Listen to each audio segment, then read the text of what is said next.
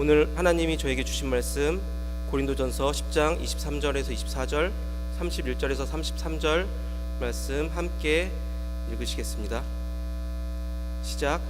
모든 것이 가하나 모든 것이 유익한 것은 아니요 모든 것이 가하나 모든 것이 덕을 세우는 것은 아니니 누구든지 자기의 유익을 구하지 말고 남의 유익을 구하라. 31절입니다. 그런즉 너희가 먹든지 마시든지 무엇을 하든지 다 하나님의 영광을 위하여 하라. 유대인에게나 헬라인에게나 하나님의 교회나 거치는 자가 되지 말고 나와 같이 모든 일에 모든 사람을 기쁘게 하여 자신의 유익을 구하지 아니하고 많은 사람의 유익을 구하여 그들로 구원을 받게 하라. 지역마다 사람들이 살아가는 모습은 다릅니다. 한국과 미국 사는 사람들의 모습은 다릅니다. 한국은 미국에 비교해서 작은 나라입니다.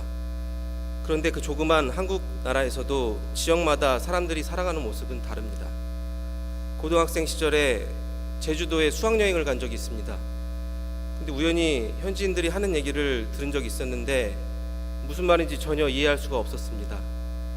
이처럼 조그만 한국 땅에서도 지역마다 언어, 음식, 문화 등 살아가는 모습이 다릅니다. 저희가 살고 있는 이 캘리포니아 내에서도 LA 지역을 흔히 남가주라고 부릅니다. 남가주, 그리고 북가주와 살아가는 모습이 다른 것을 저는 요즘에 많이 느낄 수 있습니다. 저는 샌프란시스코 지역에서 약 7년 동안 생활하다 최근에 LA 지역에 내려왔습니다.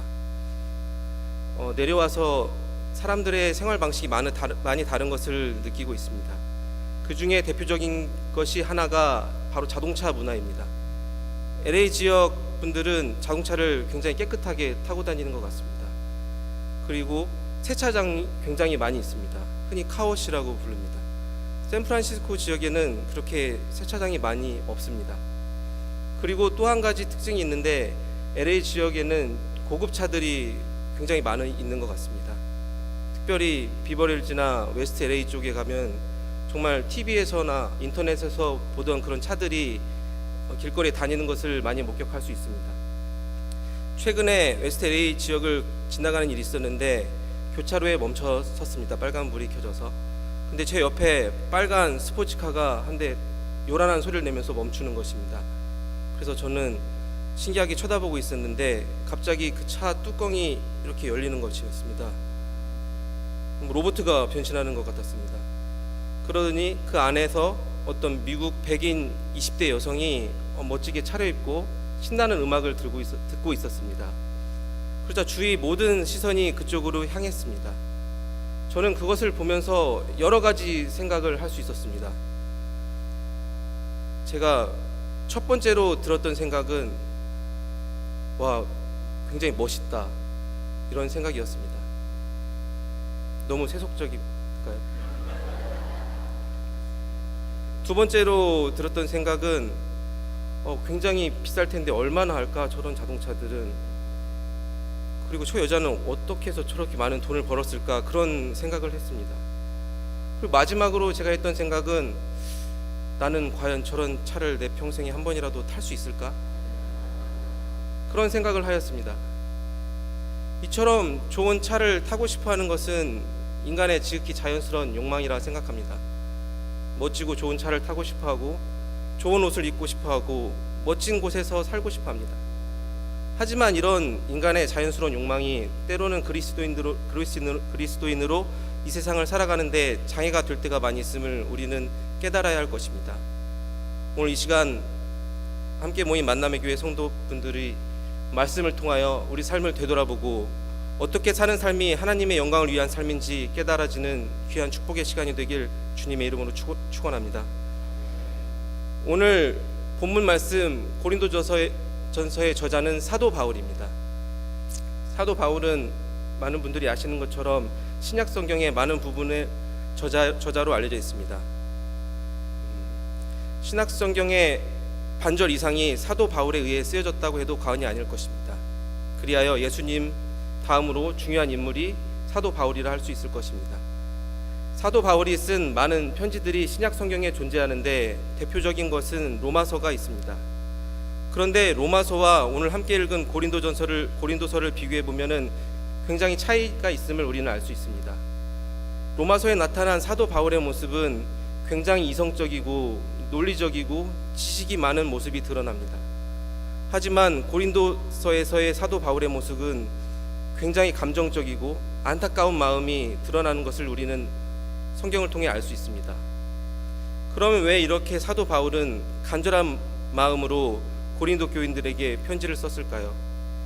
고린도전서의 고린도는 도시 지명입니다. 그리하여 현대 유럽의 터키 지역을 의미한다고 볼 수 있습니다. 고린도 도시는 항구 도시였습니다. 그래서 한국의 인천이나 부산과 같은 항구 도시였습니다. 항구 도시는 특징이 있는데 다른 도시의 문화가 쉽게 전파가 되는 특징이 있습니다. 그리하여 인천 지역에 가게 되면 중국 관련된 물품이 빠르게 전달되고 부산 지역에 가게 되면 일본 관련된 문물들이 예전부터 빨리 전달되는 것을 우리는 알 수 있습니다. 이와 같이 고린도 도시에서도 여러 가지 문물들이 들어와서 혼합된 문화를 가지고 있었는데 경제적으로는 굉장히 부유하였지만 문화적으로는 굉장히 타락한 도시였습니다. 이런 도시의 영향을 받아서인지 몰라도 고린도 교인들은 많은 문제가 있었습니다. 고린도 교인들의 문제가 무엇인지 고린도 전서와 고린도 후서를 통해서 보면 크게 세 가지로 나눠 볼 수 있습니다. 첫 번째로는 교인들이 하나가 되지 못했습니다. 교인들끼리 그룹을 만들어서 자기들끼리 생활하고 하나가 되지 못했습니다. 두 번째로는 음행과 우상 숭배가 있었습니다. 음행은 자기 몸으로 죄를 짓는 것입니다. 거룩하게 사용하지 못하고 계속 죄를 짓는 것이었습니다. 그리고 우상 숭배는 전에 자기가 섬기고 있던 우상을 버리지 못하고 계속 교회 안에서도 우상을 섬기고 있었던 것입니다. 그리고 마지막 세 번째로는 그들 마음 가운데 사랑이 없었습니다. 사랑이 없고 위선적인 삶을 살았습니다. 위선이라 함은 그들의 말과 행동이 전혀 일치가 되지 않는 삶을 살았던 것입니다. 저는 이 고린도 교회의 문제를 보면서 이것이 과연 2000년 전에 고린도 교회의 그 문제만은 아니라고 저는 생각했습니다. 저는 약 한 10여 년 전부터 특별히 TV 사회면이나 신문의 사회면에서 개신교 관련 소식이 나오면 긴장을 하게 되었습니다. 제가 기억하는 바로는 약 10여 년 전부터 사회면에 등장한 특별히 개신교 소식들은 아름다운 소식은 찾아볼 수가 없었습니다. 상상할 수 없는 사건 사고들이 매번 터지는 게 일쑤였습니다. 특별히 요즘에는 인터넷으로 많은 이들이 뉴스를 보는데 그 댓글을 쳐다보고 있으면은 정말 내가 교회 다니는 것이 부끄러운 마음이 들 정도로 안타까운 마음이 많이 들었습니다. 약 100여 년 전에 미국과 유럽의 많은 선교사들이 목숨을 걸고 복음을 전한 우리나라에서 어쩌다 개신교인들이 이런 취급을 받게 되었는지 저는 많이 생각해 보면서 어쩌면 우리의 모습이 고린도 교회 교인들의 모습과 닮지 않았나라는 생각을 하게 되었습니다. 샌프란시스코에는 그레이스 성당이라는 곳이 있습니다. 캘리포니아 스트리트 맨 위에 꼭대기 있는 크고 아름다운 교회입니다. 그래서 TV나 광고 같은 데 많이 등장하는 교회입니다. 저는 어느 날 그 교회를 방문하기 위해 평일 낮에 간 적이 있습니다. 밖에서 바라봤을 때 정말 크고 아름답고 멋졌습니다. 그런데 안에 들어가 보고 저는 깜짝 놀라고 말았습니다. 안에 들어갔더니 그 높은 천장에 있는 그 아래 의자들을 다 치워놓고 젊은 사람들이 트레이닝복을 입고 땀을 뻘뻘 흘리면서 요가를 하고 있었습니다. 저는 처음에 예배를 드리고 있는 줄 알았는데 가서 가까이 들여다보니 서로 요가를 열심히 하고 있었습니다. 음악도 인도 명상음악 같은 것이 교회에서 막 들렸습니다. 저는 개인적으로 요가가 나쁘다고 생각하진 않습니다. 제가 놀랬던 것은 커다란 십자가가 뒤에 있고 양면에 예수님의 성화가 이렇게 있는데 그 안에서 땀을 뻘뻘 흘리면서 요가를 하고 있는 모습이 되게 기괴하게 느껴졌습니다. 저는 집으로 오는 길에 여러 가지 생각을 했는데 어쩌면 그 모습이 현대시대를 살아가는 교회의 모습이 아닐까라는 생각을 하게 되었습니다. 저는 어느 교회를 가든지 습관적으로 하는 게 있습니다. 처음에 가서 먼저 기도를 드립니다. 그리고 어느 교회를 가든지 주보를 먼저 봅니다. 여러분들은 주보를 볼 때 어떤 거부터 보십니까? 저는 솔직히 펴자마자 헌금 통계부터 봅니다. 헌금 통계를 보고 계산을 하고 있는 것입니다. 혼자 모르게. 어딜 가든지 누가 저한테 아무런 그런 얘기를 해준 적이 없습니다. 헌금 통계부터 봐야 된다. 근데 저도 모르게 계산을 하고 있는 것입니다. 한참 지나거나 정신 차리고 다른 것을 보는데 내가 왜 이러나 이런 생각 들다가도 어쩌면 내가 너무 세속적인 사람이 아닌가라는 생각을 하게 되었습니다. 헌금이 많이 나오는 교회를 하나님은 기뻐하실까요? 아니면 헌금이 없고 빚이 가득한 교회는 하나님이 기뻐하는 교회가 아닐까요? 저는 그렇게 생각하지 않습니다. 하나님께서는 외면을 보지 않으시고 내면을 바라보시고 그 안에서 어떤 마음으로 예배를 드리고 그 안에서 어떤 마음으로 사람을 섬기는지 하나님은 더욱 관심이 있으실 거라고 저는 생각합니다. 2013년에 한국의 투명사회운동본부라는 곳에서 재밌는 설문조사를 한 적이 있습니다. 서울 경기 지역에 2만 1,000명의 초등학생, 중학생, 고등학생을 대상으로 한 설문조사인데 그 설문조사의 내용은 이렇습니다. 누가 만일 당신에게 현금 10억을 준다면 당신은 감옥에 들어가서 1년 동안 살겠습니까? 라는 질문이었습니다. 물론 비현실적인 질문이지만 청소년들이 돈에 관한 어떤 생각을 갖고 있는지 확인하기 위한 재미있는 설문조사였습니다. 그 설문조사의 결과는 이렇게 나왔습니다. 초등학생의 16%, 중학생의 33%, 고등학생의 46%가 현금 10억 받고 감옥 가서 1년 동안 산다고 대답했습니다. 얼마나 합리적인 생각입니까? 자기 인생과 현금 10억을 바꾸려는 되게 합리적인 생각입니다. 그들이 그런 생각을 가지게 된 것은 어른들의 책임이 있다고 저는 생각합니다. 바로 돈이면 모든 것이 다 된다는 그런 사회에 살고 있기 때문에 그들은 나이가 먹을수록 사회를 경험할수록 정직 지수는 떨어지고 오로지 돈을 벌기 위해 기계처럼 살아가고 있는 것입니다. 오늘 함께 읽은 본문 말씀 고린도전서 10장 23절을 다 같이 함께 다시 읽어보시겠습니다. 시작. 모든 것이 가하나 모든 것이 유익한 것은 아니요 모든 것이 가하나 모든 것이 덕을 세우는 것은 아니니. 여기에서 모든 것이 가하나 모든 것이 유익한 것은 아니요라는 문장은 이해하는 데 어려움이 없습니다. 하지만 모든 것이 가하나 모든 것이 덕을 세우는 것은 아니니라는 표현은 한국적인 표현입니다. 그래서 영어 성경을 잠시 보면 덕을 세우는 것은 아니니에 자세히 보시면 constructive라는 단어가 쓰였습니다. construction, 잘 아시는 것처럼 건설이라는 단어입니다. 건설에 반대되는 말은 파괴입니다. 그리하여 모든 것이 가능해 보이나 어떤 것들은 우리의 인생을 파괴한다고 우리는 해석할 수 있을 것입니다. 우리의 인생을 파괴하는 것들이 뭐가 있을까요? 당장 길 건너 리코스토어 가면 일정한 나이가 지나면 술, 담배 사는데 법적으로 아무런 문제가 없습니다. 모든 것이 가능해 보입니다. 하지만 술과 담배로 인해 많은 사람들이 고통받고 많은 가정이 깨지고 많은 사람들이 죽어가는 것을 우리는 알고 있습니다. 그리하여 그런 것들은 인간의 삶을 파괴한다고 볼 수 있는 것입니다.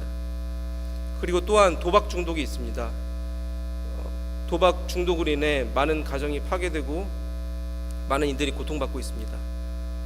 여러분들께서는 카지노에 가본 적이 없으시니까 제가 카지노에 대해서 잠시 설명을 드리겠습니다. 카지노에 없는 것이 세 가지가 있습니다. 카지노에는 창문이 없습니다.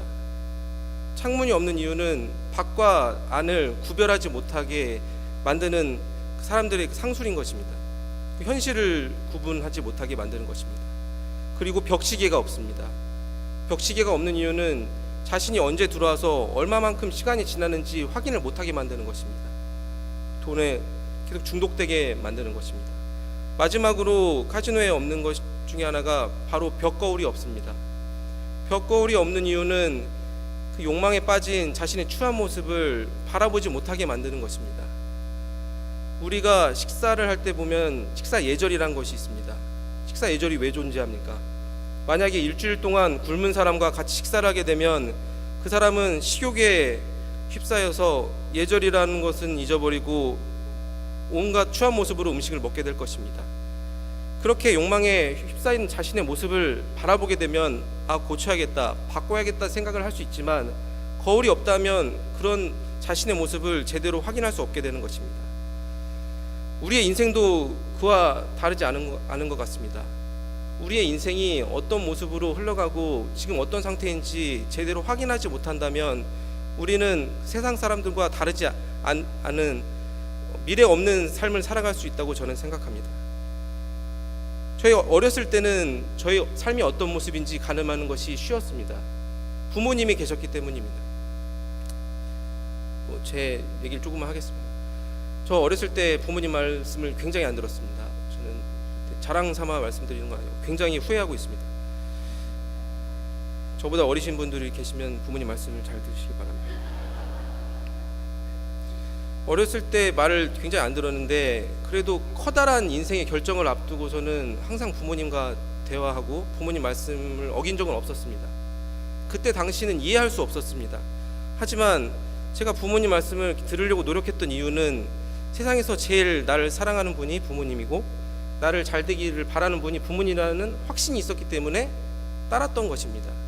근데 세월이 지나 지금 뒤돌아보면 부모님의 선택이 맞았던 것을 저는 많은 부분에서 경험할 수 있습니다. 그런데 그것도 제가 결혼하고 나서 사정이 많이 바뀌게 되었습니다. 어머니, 아버지 미국에 계시기 때문에 한국에 계시기 때문에 제가 이제 무슨 일이 생겨서 부모님께 전화를 드렸더니 저희 어머니께서는 이제부터 나한테 그런 거 물어보지 말라고 하셨습니다. 그리고 네가 기도하고 네가 하나님 응답 받고 두 번째로는 아내하고 상의를 하라고 하셨습니다.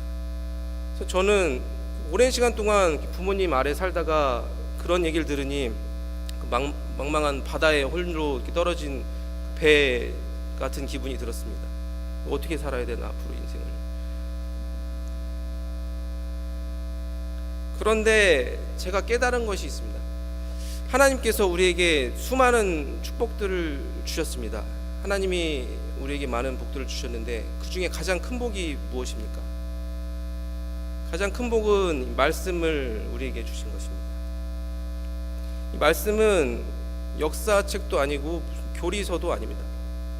이 말씀은 지금도 선포되고 있는 하나님의 능력인 것입니다.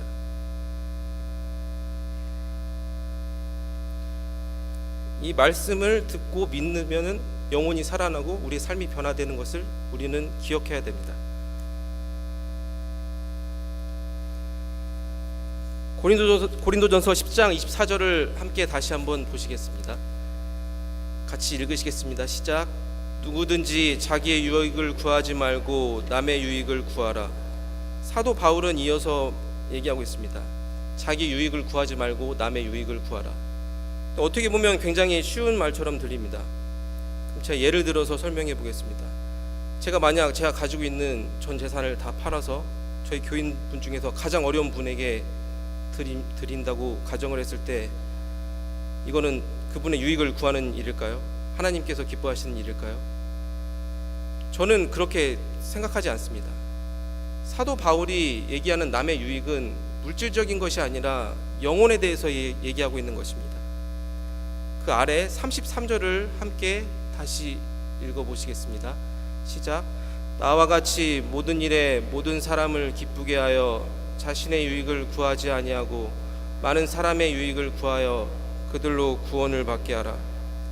이 사도 바울의 메시지는 예수님께서 우리에게 하신 말씀과 똑같습니다. 마태복음 22장을 보면 예수님과 율법사의 대화가 나옵니다. 마태복음 22장을 함께 잠시 읽어보시겠습니다. 시작.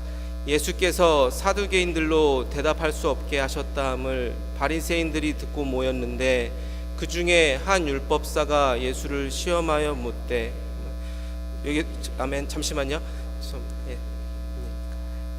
복음서에 보면 예수님의 행적이 30살 이후부터 3년 동안이 기록되어 있습니다. 예수님께서는 수많은 기적들을 베풀어 주시고 또한 말씀으로 많은 사람들의 영혼을 구원해 주셨습니다.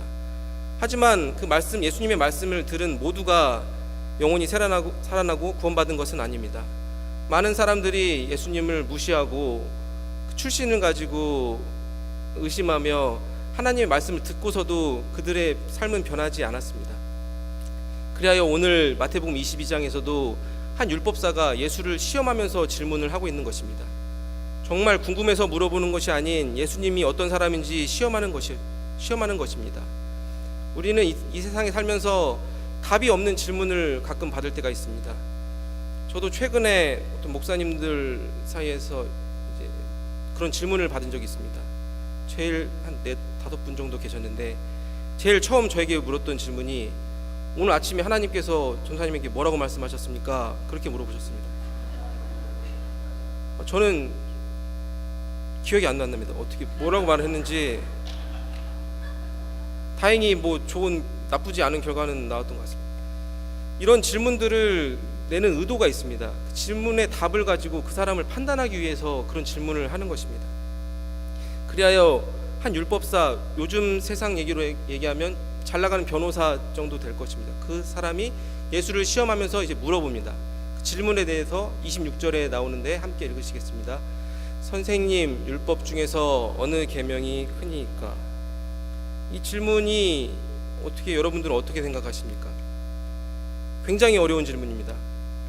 현대 시대로 바꿔 이해해 보면 저희는 미국에 살면서 지켜야 될 수많은 법들이 있습니다. 수많은 법들 중에서 가장 중요한 법이 무엇입니까? 하고 여러분들에게 물으신다면 뭐라고 대답하실 수 있습니까? 저는 대답을 할 수 없을 것 같습니다. 이렇게 어려운 질문에 예수님께서는 이렇게 대답하십니다. 27절입니다. 제가 읽겠습니다. 예수께서 이르시되 내 마음을 다하고 목숨을 다하고 뜻을 다하여 주 너의 하나님을 사랑하라 하셨으니 이것이 크고 첫째 되는 계명이요. 이 말씀은 우리가 익히 잘 알고 있는 말씀입니다. 이것은 예수님께서 처음 하신 말씀이 아닙니다. 신명기 6장의 내용입니다. 신명기 6장을 함께 다시 보시겠습니다. 6장을 보시죠. 너는 마음을 다하고 뜻을 다하고 힘을 다하여 내 하나님 여호와를 사랑하라. 신명기 6장 마태복음에서 예수님이 하신 말씀은 똑같습니다. 이것은 하나님이 우리에게 하신 말씀, 예수님이 똑같이 또다시 하고 계신 것입니다. 특별히 신명기 6장의 내용은 유대인들이 굉장히 중요하게 여기는 말씀입니다. 테필림이라고 하여 그들 중 현대의 많은 유대인들도 일정 시간이 되면 이마에 양피지로 적은 신명기 6장의 내용을 묻고 손목에 가죽띠에 말씀을 적고 감고 기도를 드립니다. 그만큼 신명기 6장은 유대인들에게 중요한 말씀입니다. 그런데 예수님께서 한 가지를 물어보셨는데 답을 여기서 끝내지 않으시고 그 다음에 이어서 또 말씀하십니다. 그 다음 절 보시겠습니다. 마태복음 22장 함께 읽으시겠습니다. 둘째도 그와 같으니 내 이웃을 내 자신같이 사랑하라 하셨으니. 이것도 저희가 굉장히 잘 알고 있는 말씀입니다. 이거 예수님께서 제일 처음 말씀하셨을까요? 이 내용도 레위기 19장의 내용입니다. 레위기 19장 제가 읽겠습니다. 원수를 갚지 말며 동포를 원망하지 말며 내 이웃 사랑하기를 내 자신과 같이 사랑하라. 나는 여호와이니라. 말씀을 통해서 보면 하나님 하시는 말씀, 예수님께서 우리에게 하시는 말씀 똑같다는 걸 우리는 깨달을 수 있는 것입니다. 이 두 가지 말씀이 얼마나 중요한지 마태복음 22장의 끝부분에서 예수님께서는 이렇게 말씀하십니다. 이 두 계명이 온 율법과 성지자의 강령이니라 라고 말씀하셨습니다. 근데 강령이란 단어는 한자어기 때문에 이해가 잘 안 되실 수도 있습니다. 영어 성경에 보면 행온이라고 붙어 있습니다. 행온, 말 그대로 매달려 있는 것입니다. 그리하여 하나님을 목숨을 다해 사랑하고 내 이웃을 사랑하는 이 두 가지가 성경의 전체를 대변하고 있다고 우리는 볼 수 있는 것입니다. 우리는 이 말씀을 잘 깊게 생각해 봐야 될 것입니다. 하나님 없는 구제는 하나님이 기뻐하시는 구제가 아닙니다. 이 세상에는 많은 구제단체들이 존재합니다. 최근에 그런 구제단체에 관한 재미있는 소식을 들었습니다. 그 수많은 구제단체들이 수많은 도네이션을 받고 나서 그들이 돈을 얼마만큼 어디에 사용하는지 일반인들에게 잘 공개를 하지 않는다는 것입니다. 근데 어떤 분이 말씀하시기를 어떤 유명한 단체는 그 돈의 70% 이상을 자신들 단체를 위해서 사용한답니다. 자신의 건물 유지하거나 자신들 직원들 월급 주는데 다 사용하고, 정말 그 광고에 나타난 불쌍한 아이들에게는 30%가 채 되지 않는 돈이 나간다고 하는 것입니다. 하나님 없는 구제는 자기 의를 구한 것입니다. 사람은 기본적으로 명예를 향한 욕망을 가지고 있습니다. 그런 예들을 우리는 현대 시대에도 많이 찾아볼 수 있는데, 특별히 샌프란시스코에는 제너럴 하스피털이라는 곳이 있습니다. 시립병원 같은 곳입니다. 불쌍한 사람들이 많이 이용하는 저소득층을 위한 병원입니다. 그 병원 이름이 최근에 바뀌었습니다. 병원 이름이 바뀌었는데 주커버크 하스피털로 바뀌었습니다. 주커버크 아시는 분도 계실 텐데 페이스북 창업자입니다. 이제 30대를 간 넘은 하버드 출신의 유대인입니다. 그 사람이 한 2년 전에 800억, 한국 돈으로 800억을 그 병원에 기부하니까 병원 이름이 그 사람 이름으로 바뀌는 것입니다. 그분께서 그 병원에 기부하게 된 것은 이유가 있습니다. 그 아내가 중국계 미국인인데 시립병원과 연계된 UCSF에서 수련을 한 의사입니다. 자기 아내가 수련했던 병원에 큰 돈을 지불하고 자기 아내 이름으로 병원 이름을 바꾸는 것입니다. 저는 이것을 보면서 물론 사회적으로는 존경받을 만한 일인 건 분명하지만 하나님께서 이게 분명히 기뻐하실 일일까라는 생각을 하게 되었습니다. 하나님께서는 성경에서 분명히 여러 번 말씀하고 계십니다. 하나님을 먼저 사랑하고 그 다음에 이웃을 사랑하는 게 같이 이루어져야 되는 것입니다.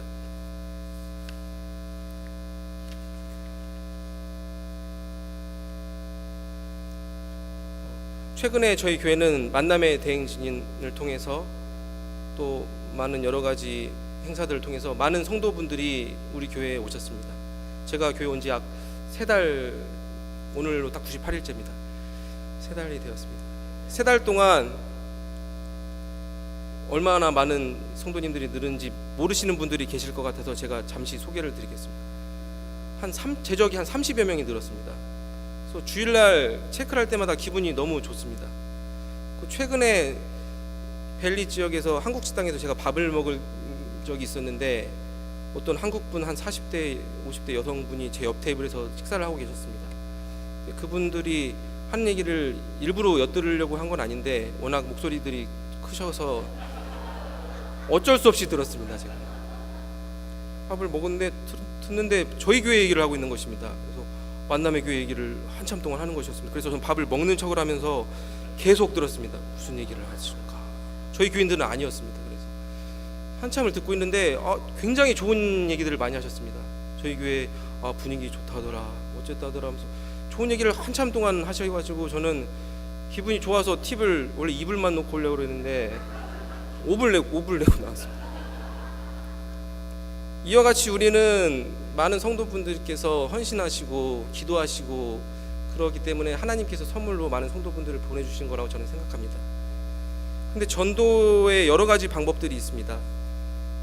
근데 가장 효과적인 방법을 사도 바울은 오늘 말씀에서 마지막 구절에 저에게 알려주고 있다고 저는 생각합니다. 오늘 말씀 10장 31절을 함께 읽으시겠습니다. 그런즉 너희가 먹든지 마시든지 무엇을 하든지 다 하나님의 영광을 위하여 하라. 아멘. 제일 효과적인 방법은 전화를 많이 하는 것도 아니고 어떤 식으로 설득할 수 없습니다. 사람 마음 변하지 않습니다. 내 삶에서 예수님이 드러나는 수밖에 없는 것 같습니다. 사도 바울은 분명히 그것을 대해서 이렇게 얘기하고 있습니다. 근데 여기에서 얘기하는 하나님의 영광을 위하여 하라는 우리가 삶에서 일상적으로 사용하는 단어가 아니기 때문에 어떻게 보면 이해하기 어려울 수도 있을 것입니다. 특별히 하나님의 영광이란 단어는 구약 성경에는 히브리어로 200여 번 넘게 나오고 신약 성경에는 헬라어로 또 많은 부분 쓰였습니다. 의미가 살짝 다르지만 명예, 영광 그런 것을 의미한다고 볼 수 있습니다. 그런데 어떻게 하면 하나님을 명예롭게 할 것인가? 먹든지 마시든지 무엇을 하든지 우리가 잘 안 와닿을 수도 있습니다. 그래서 쉽게 이해하기 위해 저희는 2002년으로 되돌아가 보겠습니다. 2002년도에 우리나라에 한국에 큰 위기가 있었습니다. 바로 월드컵이 있었습니다. 그때 많은 국민들이 악마가 되었습니다. 붉은 악마. 저도 그 악마 중에 하나였습니다. 많은 사람들이 그 찌는 듯한 더위를 뚫고 길거리 나와 한국 팀을 응원하였습니다. 근데 어떻게 보면 그 굉장히 미련한 짓입니다. 월드컵이 끝나고 그들 삶이 응원하던 분들의 삶이 나아졌을까요? 그들의 삶 변한 거 아무것도 없습니다. 그 월드컵으로 인해 혜택 본 사람들은 히딩크 감독님, 안정환 선수, 박지성 선수 계속 얘기할 수 있습니다. 아무튼 그런 선수들은 광고라던가 해외로 많은 돈을 받고 가게 되면서 실질적인 이익을 받았습니다. 하지만 수많은 그 응원하던 인파들은 그들의 삶은 변한 게 하나도 없습니다. 하지만 저는 다시 다르게 생각해 보면 그들로 수고로 인해 한국인인 것이 그들은 자랑스럽게 된 것입니다. 우리 그리스도인의 삶도 마찬가지입니다.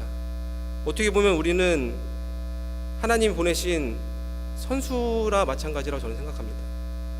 우리가 하나님을 위해 기쁘시게 하는 것은, 하나님의 영광을 위해서 하는 삶은 우리가 그리스도인의 삶으로서 최선을 다하는 삶을 사는 것입니다. 그러면 하나님께서 얼마나 우리를 자랑스러워 하시겠습니까? 미국에 와서 축구를 한 적이 있었는데 어떤 미국인이 제 눈에 익은 유니폼을 입고 있는 것이었습니다. 그 유니폼 뒤에는 박지성 선수 이름이 적혀 있었습니다. 그래서 제가 가서 물어봤더니 백인인데도 자기 제일 좋아하는 선수가 박지성 선수라고 얘기하는 것이었습니다. 근데 저는 이상하게 기분이 굉장히 좋았습니다. 저랑 아무런 관련이 없습니다, 박지성 선수랑. 그런데도 같은 한국인인 것이 굉장히 자랑스럽고 기분이 좋았던 것입니다. 이와 마찬가지로 우리는 그리스도인으로서 그리스도의 삶을 충실히 살아간다면 하나님께서 우리의 삶을 자랑스러워하고 기뻐하시지 않을까 하는 저는 생각을 하게 되었습니다. 말씀 정리하겠습니다. 첫 번째로 우리가 기억해야 될 것은, 우리가 이 땅에 살면서 특별히 물질 만능주의가 가득한 이 세상에 살면서 모든 것이 가능한 것처럼 보일 때가 많이 있습니다. 하지만 모든 것이 다 유익한 것은 아니며 모든 것이 다 우리의 삶을 이롭게 하는 것이 아니라는 걸 깨달아야 할 것입니다. 그리고 두 번째로는 우리의 유익만 구하는 것이 아니라 남의 유익을 구해야 됩니다. 특별히 그들의 영혼을 생각하고 그들이 영혼을 살리는데 우리 삶을 다해야 될 것입니다. 그리고 이 두 번째 것을 이루기에 우리는 우리 삶에서 예수님이 드러나도록 늘 우리 삶을 되돌아보고 하루하루 하나님의 영광을 돌리는 삶을 살아야 할 것입니다. 이 시간 함께 기도하시겠습니다.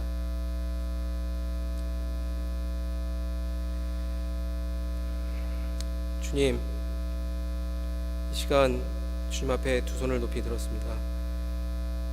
우리를 불쌍히 여겨주시옵고 이 시간 우리에게 긍휼을 베풀어 주시옵소서.